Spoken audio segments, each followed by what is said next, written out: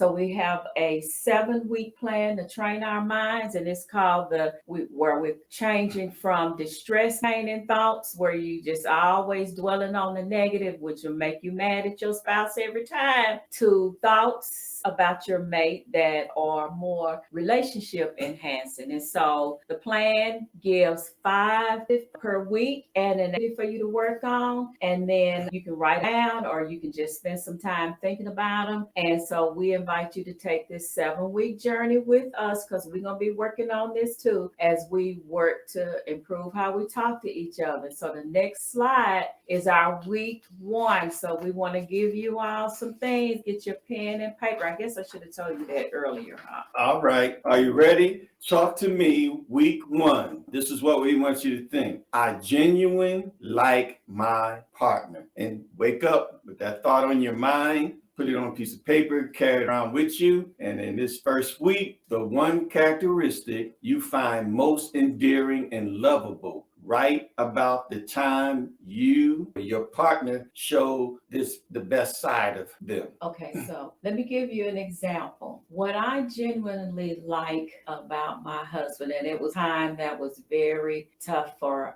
one of the things that I really liked was the time my dad was sick and in the hospital. And we were getting in, my sisters and I, we were upset with the nurses that we felt like they weren't really doing what they were supposed to do. The conversation got a little heated. My husband stepped in and he reminded the nurse, we don't want to talk like this. And he said in a real calm voice, we don't want to talk like this in front of the patient. Let's take this outside. And so I was just, in my heart, I was just really rooting for him. I was like, thank you for de-escalating that, because we didn't want my dad to be upset. And my husband recognized that, and he reminded the nurses to be professional, and it helped me and my sisters to calm down. Y'all know how it is when your folks is in the hospital and you want them to good service. My husband is a nurse, so he could see both sides of that. And I was just so happy to see him intervene when he did that. So I genuinely liked how he handled that. So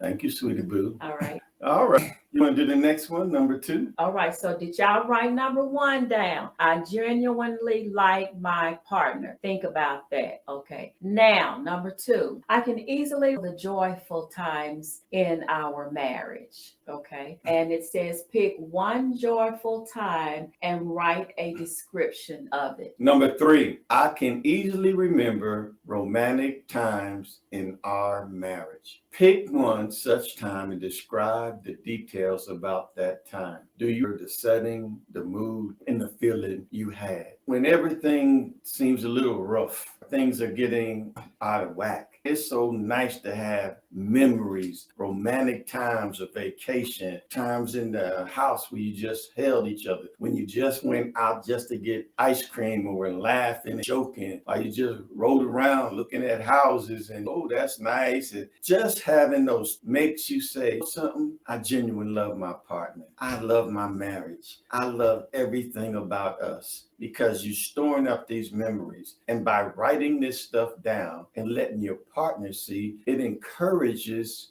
more of these times. All right. Number 4 says, I am physically attracted to my partner. Think of a physical attribute that pleases you. Spend some time fantasizing about this aspect of your partner. You know what? I typed up the slide. And I thought about that. It says, I am physically attracted to my partner. And think of a physical attribute that pleases. All I'm going to say about that part is it's X-rated and I can't talk about that. Okay. So you come up with your own. Yeah. Okay. So we're going to keep on to number 5. Oh, love. Number 5, bro. My partner has specific qualities that make me feel proud. Write down at least one characteristic. Under which circumstance do you really that you usually feel that way? I'm going to tell y'all before my wife, this is it. My wife, if someone is sick, my wife will cook for them. I could tell if it's a friend at work, she'll cook for them. We have family members who are my wife and friends. She literally gets up in the morning time and cooks and delivers the meals. And when she doesn't feel like cooking, she'll go to Luby's for one and go to chicken, whatever for the other one. I love the love that she has